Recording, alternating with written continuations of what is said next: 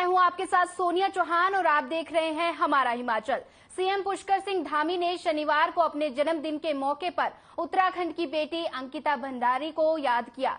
इस दौरान सीएम ने बड़ी घोषणा की और सीएम धामी ने पौड़ी के श्रीनगर में स्थित राजकीय नर्सिंग कॉलेज डोब का नाम अंकिता भंडारी के नाम पर करने का ऐलान किया। ये नर्सिंग कॉलेज अंकिता भंडारी राजकीय नर्सिंग कॉलेज के नाम से जाना जाएगा। इस दौरान सीएम धामी ने कहा कि अंकिता परिवार के साथ खड़े हैं, राज्य की बेटी का सम्मान और सुरक्षा सुनिश्चित करने के लिए प्रतिबद्ध है।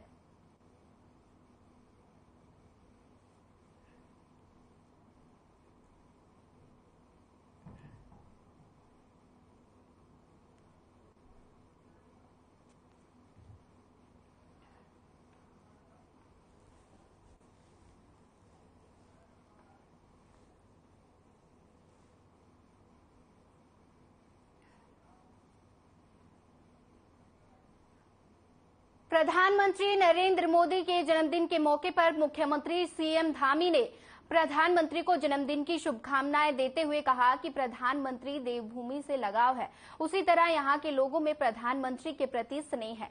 इसी वजह से उनके जन्मदिन के मौके पर सभी अपने अपने तरीके से उनका जन्मदिन मनाकर उनको शुभकामनाएं दे रहे हैं। कोई मैथान कर रहा है तो कोई मंदिरों में पूजा अर्चना कर रहा है तो कोई सेवा कर जन्मदिन मना रहा है। मैं भी बाबा केदारनाथ से उनकी दीर्घायु की कामना करता हूं। पीएम मोदी का जन्मदिन आज। देवभूमि उत्तराखंड से आदरणीय प्रधानमंत्री जी का जो लगाव है, जो उनका कर्म का रिश्ता है, उत्तराखंड के लोग भी उनसे बहुत लगाव रखते हैं। कोई अपने बेटे के रूप में देखता है, कोई भाई के रूप में देखता है, कोई अभिभावक के रूप में देखता है। इसलिए आज उत्तराखंड के लोगों में उनके जन्म दिवस पर विशेष उत्साह है। सभी लोगों में स्वतः स्फूर्त एक जोश है। इसलिए प्रातःकाल से ही लोग आज कहीं मैराथन के रूप में, कहीं मंदिरों में, कहीं स्वच्छता के अभियानों में, जगह जगह पर वृक्षारोपण के रूप में लोग उनके जन्म दिवस पर भगवान से प्रार्थना कर रहे हैं। देवभूमि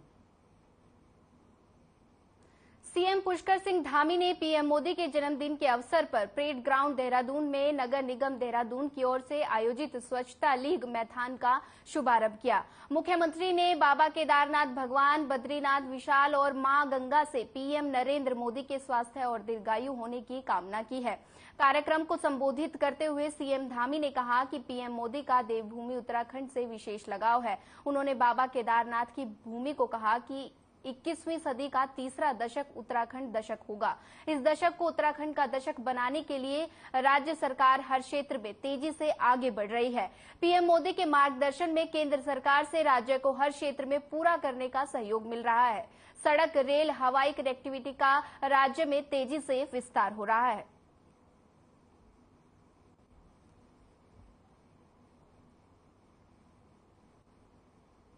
आज माननीय प्रधानमंत्री जी का जन्मदिन है। कल हमारे माननीय मुख्यमंत्री पुष्कर सिंह धामी जी का जन्मदिन भी सेवा सप्ताह के रूप में मनाया गया। आज प्रधानमंत्री जी का जन्मदिन स्वच्छता का संदेश देने के लिए आज युवाओं को सड़कों में दौड़ने के साथ साथ उनको सुबह सुबह आशीर्वाद देने के लिए, उनको शुभकामनाएं देने के लिए माननीय मुख्यमंत्री जी और हमारे देश के यशस्वी प्रधानमंत्री जी स्वस्थ रहें और हमारे देश का और प्रदेश का मार्गदर्शन करते रहें। इन्हीं शुभकामनाओं के साथ नगर निगम ने भी ये दौड़ का आयोजन किया है और स्वच्छता का संदेश देने के साथ साथ हमारा शहर स्वच्छ सुंदर दून बने। देखिए, यहाँ उत्तराखंड के नौजवानों में, युवाओं में, उत्तराखंड के जनमानस में, मातृशक्ति में, हमारे बड़े बुजुर्गों में, सभी में प्रधानमंत्री जी को लेकर एक विशेष प्रकार का उनसे स्नेह है, विशेष प्रेम है, अपनापन है। उत्तराखंड के लोग उनको अपना मानते हैं और वह भी उत्तराखंड के साथ अपना विशेष रिश्ता, कर्म और मर्म का मानते हैं और उन्होंने अनेक अवसरों पर कहा है। इसलिए उत्तराखंड के लोगों में आज उनके जन्म दिवस पर एक विशेष प्रकार का उत्साह है, एक विशेष प्रकार का स्वस्फूर्त लोगों में जोश है और लोग प्रातःकाल से ही सड़कों पर निकले हुए हैं।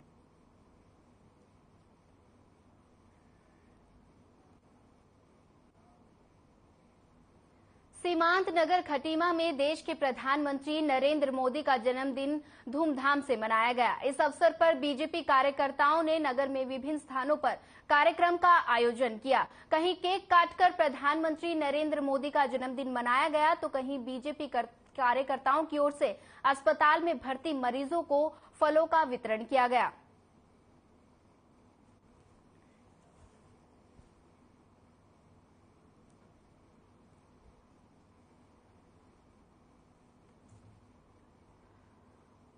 प्रधानमंत्री नरेंद्र मोदी का जन्मदिन धूमधाम से मनाया गया है। इस अवसर पर बीजेपी कार्यकर्ताओं ने अलग अलग स्थानों पर कार्यक्रम का आयोजन किया। कहीं केक काटकर तो कहीं बीजेपी कार्यकर्ताओं ने अस्पताल में भर्ती मरीजों को फलों बांटकर ये जो जन्मदिन है ये धूमधाम से मनाया।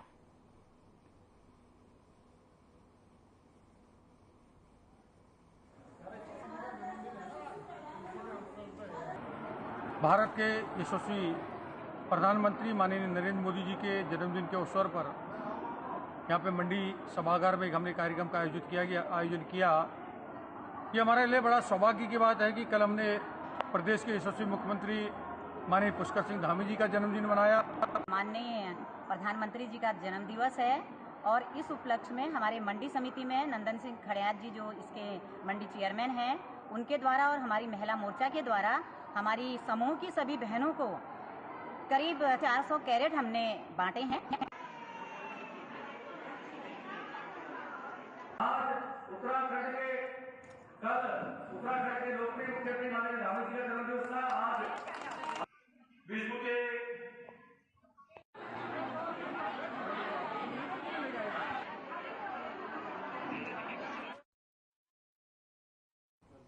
प्रधानमंत्री नरेंद्र मोदी अपना 73वां जन्मदिन मना रहे हैं। इस मौके पर उन्होंने पीएम विश्वकर्मा योजना का शुभारंभ किया।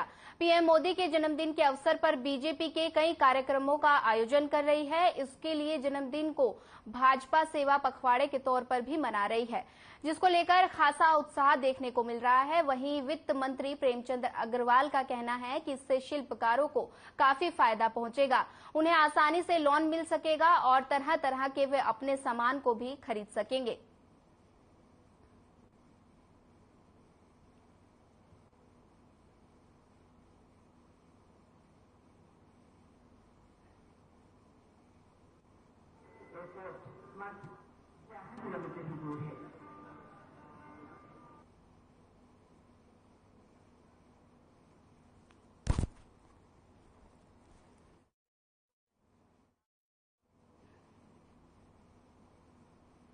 खबर लक्सर से है, जहां चेयरमैन अरविंश गर्ग ने प्रधानमंत्री नरेंद्र मोदी का जन्मदिन बीजेपी कार्यकर्ताओं के साथ धूमधाम से मनाया। इस दौरान उन्होंने कहा कि पीएम मोदी भगवान विश्वकर्मा की तरह ही देश का निर्माण कर रहे हैं, देश को विश्व में पहचान दिला रहे हैं। इस शुभ अवसर पर बीजेपी की ओर से सेवा सप्ताह के तहत कई जन जागरूक और स्वच्छता अभियान चलाए जाएंगे। पीएम मोदी ने शिल्पकारों के लिए विश्वकर्मा योजना लागू की है, जिनका लाभ सभी प्रकार के शिल्पकारों को मिलेगा।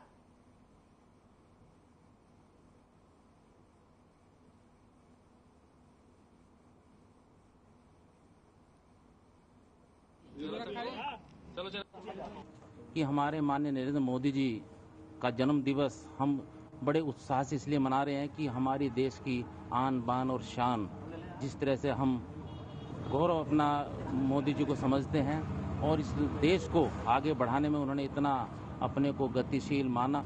हमारे देश के यशस्वी प्रधानमंत्री आदरणीय श्री नरेंद्र मोदी जी के जन्मोत्सव पर आज लक्सर में भाजपा के कार्यकर्ताओं ने बड़े ही धूमधाम के साथ, हर्षोल्लास के साथ जन्मदिन मनाया है।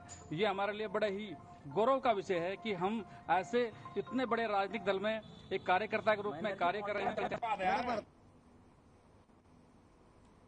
फिलहाल रुकते हैं एक छोटे से ब्रेक के लिए।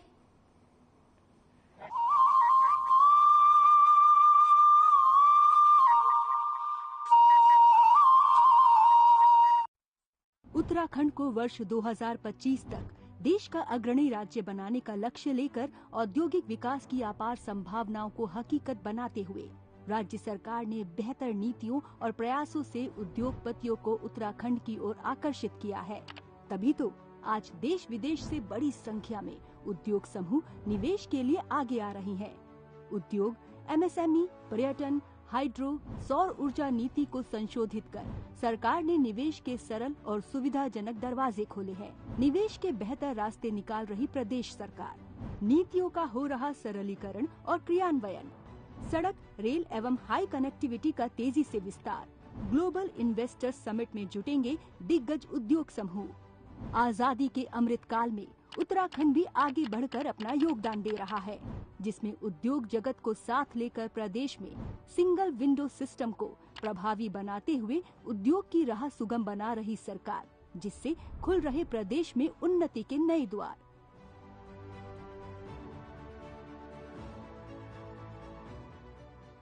प्रदेश में निवेश की संभावनाओं को बढ़ाने और राज्य में अधिक निवेशकों को आकर्षित करने के लिए ग्लोबल इन्वेस्टर्स समिट का आयोजन इसी दिशा में एक ऐतिहासिक अवसर बनेगा, जो राज्य में पर्यटन, उद्योग, IT, स्वास्थ्य, उच्च शिक्षा एवं अन्य विभिन्न क्षेत्रों में राज्य में निवेश की ऊंची उड़ान भरेगा। इसी दिशा में उद्यमियों के साथ सरकार ने सशक्त उत्तराखंड मिशन लॉन्च करने और अगले 5 वर्षों में राज्य की GSDP को दुगना करने का लक्ष्य सामने रखा है। इस लक्ष्य को हासिल करने के लिए उत्तराखंड ग्लोबल इन्वेस्टर्स समिट 2023 का आयोजन उत्तराखंड के समग्र विकास की दिशा में है एक मजबूत कदम। चहुमुखी सुविधाओं का तेजी से हो रहा विस्तार, औद्योगिक जगत को आकर्षित कर रही सरकार।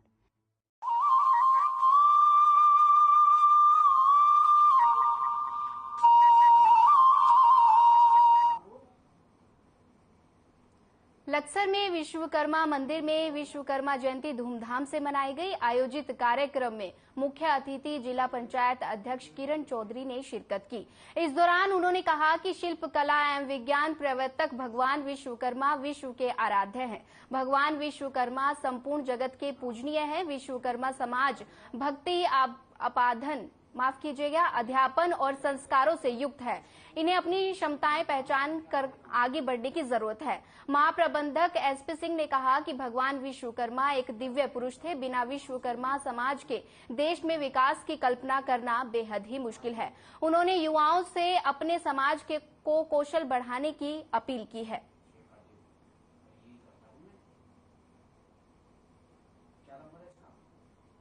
पहले तो मैं भगवान विश्वकर्मा की जयंती की सबको बहुत बहुत बधाई और शुभकामनाएं देता हूं। उसके साथ साथ आज हमारे देश के प्रधानमंत्री नरेंद्र मोदी का जन्मदिन है, उसकी भी बहुत बहुत बधाई और शुभकामनाएं। आज जैसे हमारा देश प्रगति की ओर बढ़ रहा है, जैसे भगवान विश्वकर्मा ने उस टाइम निर्माण किया, वो निर्माण और आज उनकी जयंती भी थी, उसके उपलक्ष्य में अपने क्षेत्रवासियों को एक भव्य मंदिर हमारे यहाँ बना हुआ है, हमारे ग्राम खेड़ा में। इसके लिए प्रेरित किया कि भाई इसमें दान करें, और हमारे यहाँ जो शुगर मिल फैक्ट्री है उनके जो प्रबंधक है उनसे भी किया कि इसमें दान करके मंदिर को भव्य बनाए। मेरा यही संदेश है, जो आज हमारे प्रधानमंत्री नरेंद्र मोदी का जन्मदिन है, और सबसे पहले जो हमारे भगवान विश्वकर्मा है, जिन्होंने धरती के ऊपर या नीचे जो भी है उस सामान को उपयोग में लाने का काम किया है, ऐसे भगवान के चरणों में नमस्कार करते हैं। उसकी जो जयंती पर सबको बधाई देते हैं। जो हमारे प्रधानमंत्री नरेंद्र मोदी जी का भी जन्मदिन है, उसके लिए पूरा ये 1 महीना सेवा पखवाड़े के रूप में हम भारतीय जनता पार्टी के लोग बाग मना रहे हैं। चाहे वो रक्तदान करने का भी काम हो, चाहे सफाई अभियान के माध्यम से हो, चाहे मरीजों को, गरीबों को फल या खाना वितरण करने की भी बात हो, हम कुछ ना कुछ सेवा का काम करके इस पूरे महीने को मनाएंगे। मैं तो यही कहना चाहता हूँ पूरे अपनी शुगर मिल की तरफ से और मैं अपनी तरफ से इस एरिया को और इस प्रदेशवासियों को मैं अपनी तरफ से इस भगवान विश्वकर्मा की जयंती के शुभ अवसर पर मैं अपनी हार्दिक बधाई और शुभकामनाएं देता हूँ।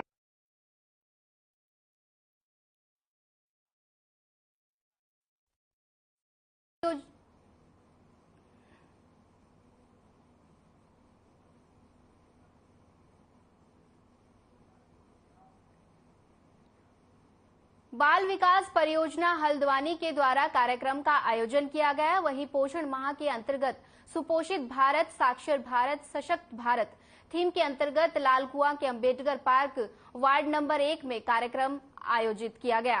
कार्यक्रम का संचालन तुलसी आर्य एवं पूजा जोशी द्वारा किया गया। वहीं कार्यक्रम की व्यवस्था में प्रभा कांडपाल ने अपना महत्वपूर्ण योगदान दिया।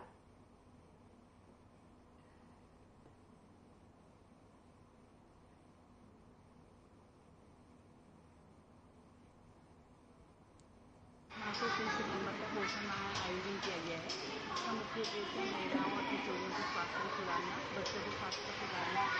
इसके अंतर्गत वहाँ छोटे बच्चों को बुलाया गया है। जिस वजह वजन की प्रतियोगिता कराई गई है और जो बच्चे वजन में सही पाए गए हैं, ऊंचाई में सही पाए गए हैं और जिनका वजन सही है उन बच्चों को पुरस्कार दिया गया है। इसी क्रम में किशोरी बालिकाओं को बुलाया गया है। यहाँ पर उनकी एक पेंटिंग प्रतियोगिता कराई गई है और जो उसमें फर्स्ट सेकंड थर्ड आए हैं उनको पुरस्कृत किया गया है।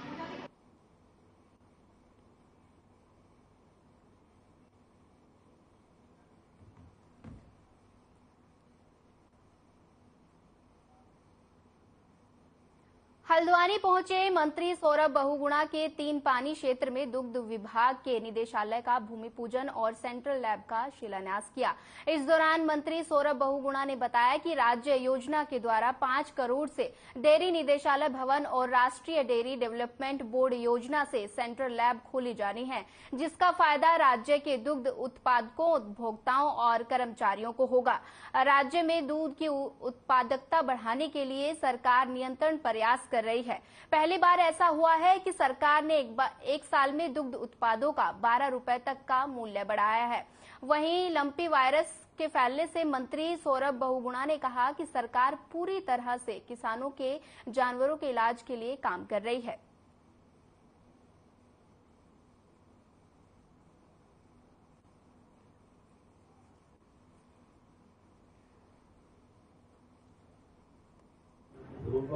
जब से मैंने मंत्रालय संभाला है, कोशिश हमारी यही रही है कि जो हमारे किसान भाई हैं, जो हमारे पशुपालक हैं, जो हमारे दूध पालक हैं, उनको कहीं ना कहीं सरकार की योजनाओं का फायदा मिलना चाहिए। बहुत टाइम से एक पेंडिंग प्रोजेक्ट ये था जो हमारा डायरेक्टरेट यहाँ पर बनना था, उसके साथ प्रयोगशाला एक हमारी यहाँ पर बननी थी और उसका आज हम शिलान्यास कर रहे हैं और सारे किसान भाइयों को, हमारे पशुपालकों को, हमारे दूध पालकों को सबको मोबाइल हटाओ पीछे और हमारे चेयरमैन मुकेश गोरा जी और हमारे सारे अधिकारियों का धन्यवाद करूँगा। भवन की जो लागत है वो 4 करोड़ 99 लाख स्वीकृत लागत है और सेंट्रल डेयरी लैब का जो भवन है वो 2 करोड़ निर्माण की उसकी लागत 2 करोड़ की धनराशि है।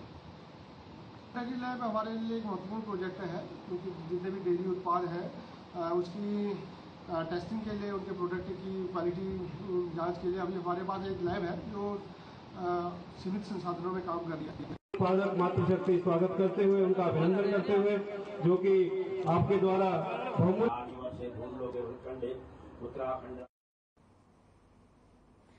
देर रात सरोवर नगरी नैनीताल की ततलीताल से स्थित लेक ब्रिज टोल टैक्स पर टोल देने के लेकर बाजपुर से आए पर्यटकों में विवाद हो गया, जिसके बाद पर्यटक लेक ब्रिज टोल न देने पर अड़े रहे। जब टोल कर्मचारियों ने उनसे पैसे मांगे तो वो गुस्से में आ गए और टोल कर्मचारी पर तलवार लहराते हुए उनके पैरों पर गाड़ी चढ़ा दी, जिसके बाद घायल को अस्पताल में भर्ती कराया गया, जहां उसका इलाज जारी है। टोल टैक्स कर्मचारी राजेश वर्मा का कहना है कि जब पर्यटकों से लेक ब्रिज टोल टैक्स चुकाने को कहा गया तो उन्होंने तलवारें निकाल ली और कर्मचारियों को धमकाने लगे। जब उनकी गाड़ी को रोकने का प्रयास किया गया तो उन्हें बैरियर तोड़ते हुए कर्मचारी के पैर पर गाड़ी चढ़ा दी, जिसके बाद घायल कर्मचारी को हॉस्पिटल लाया गया और अभी उसका इलाज जारी है।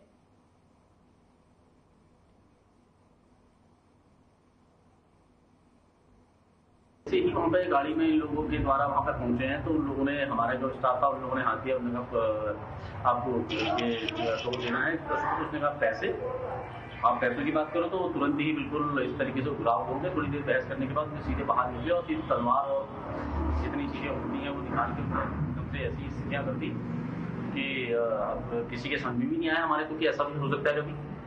और अब जब इनको फिर इनके पीछे जब उसे हमारे जो स्टाफ है उसकी चोट लग गई, वो हॉस्पिटल में एडमिट है, एक लड़का और एक दूसरे के ऊपर गाड़ी चला दी पैरों के ऊपर। तो हम लोग यहाँ थाने में आए हैं, इनके खिलाफ मुकदमा दर्ज कराया। रुकेंगे एक छोटे से ब्रेक के लिए, खबरों के साथ अभी फिर हाजिर होंगे।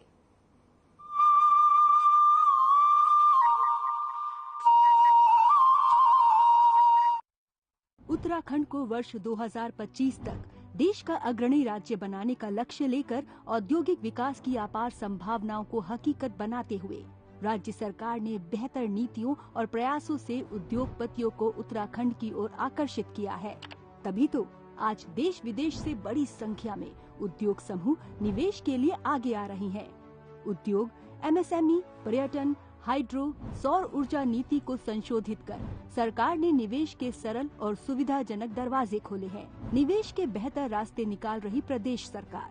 नीतियों का हो रहा सरलीकरण और क्रियान्वयन। सड़क, रेल एवं हाई कनेक्टिविटी का तेजी से विस्तार। ग्लोबल इन्वेस्टर्स समिट में जुटेंगे दिग्गज उद्योग समूह। आजादी के अमृत काल में उत्तराखंड भी आगे बढ़कर अपना योगदान दे रहा है, जिसमें उद्योग जगत को साथ लेकर प्रदेश में सिंगल विंडो सिस्टम को प्रभावी बनाते हुए उद्योग की राह सुगम बना रही सरकार, जिससे खुल रहे प्रदेश में उन्नति के नए द्वार।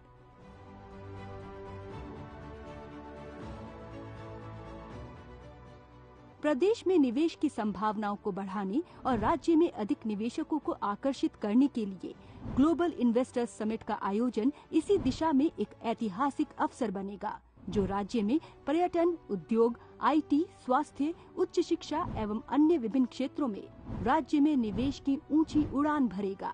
इसी दिशा में उद्यमियों के साथ सरकार ने सशक्त उत्तराखंड मिशन लॉन्च करने और अगले 5 वर्षों में राज्य की GSDP को दुगना करने का लक्ष्य सामने रखा है। इस लक्ष्य को हासिल करने के लिए उत्तराखंड ग्लोबल इन्वेस्टर्स समिट 2023 का आयोजन उत्तराखंड के समग्र विकास की दिशा में है एक मजबूत कदम। चहुमुखी सुविधाओं का तेजी से हो रहा विस्तार, औद्योगिक जगत को आकर्षित कर रही सरकार।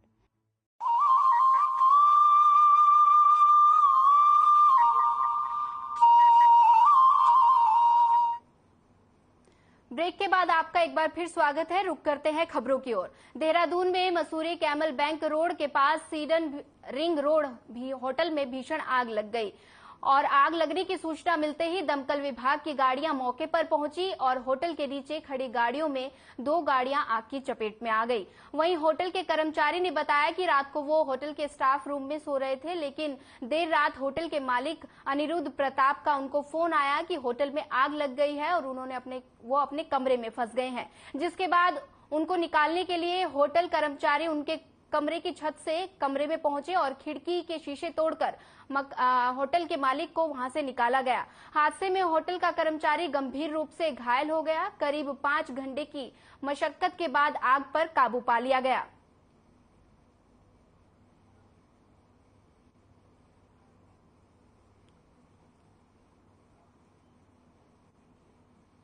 खबर उत्तराखंड के पौड़ी से है, जहां पोखड़ा स्वास्थ्य केंद्र के पास एम्बुलेंस चालक पर जानलेवा हमला किया गया। दरअसल स्वास्थ्य केंद्र के पास पोखड़ा बेड के एम्बुलेंस चालक गाड़ी का टायर बदल रहा था, तभी 2 अज्ञात युवक वहां पहुंचे और उस पर धारदार हथियार से हमला कर दिया। एम्बुलेंस चालक जैसे तैसे अपनी जान बचा पाया, वहीं राहगीरों ने आनन फानन में घायल एम्बुलेंस चालक को अस्पताल में भर्ती कराया। इस पूरे घटनाक्रम से 108 कर्मियों में रोष बना हुआ है। वहीं 108 कर्मियों में हमलावरों को लेकर जल्द पकड़ने की प्रशासन से मांग की है।